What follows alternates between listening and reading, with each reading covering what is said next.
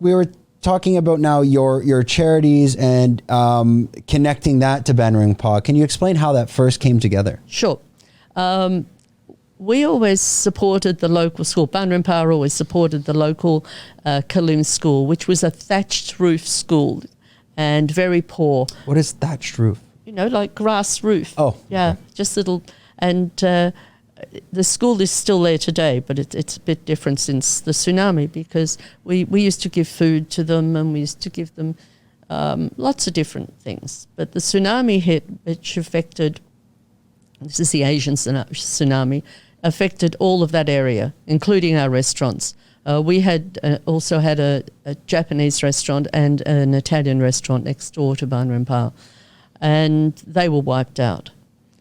The school was wiped out. So after the tsunami, a lot of money came in and the school was rebuilt. Beautiful buildings, much nicer than before. Money came from overseas and from the government. But the one thing we found out was that there was no English being taught, even though English is supposed to be taught in all schools.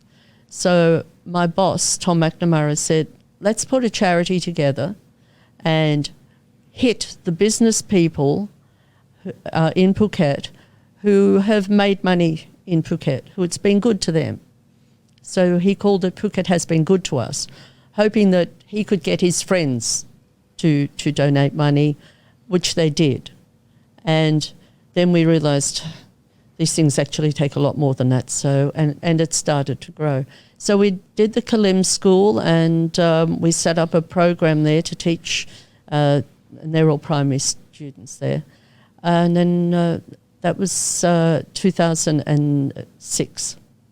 Then we were asked by the huge school in Kamala. They came and said, we want you to do it in our school. That's the big one right on the beach, right? And we said, because again, they had been totally destroyed. There was the day of the tsunami, in fact, the day after the tsunami, they'd had a kindergarten school ready to open, but was opening the day after, fortunately. And that school was wiped. Yeah, I had John on from the founder of Soy Dog, and he kind of told that story as well. And apparently there's a story about an elephant that saved a Swedish girl.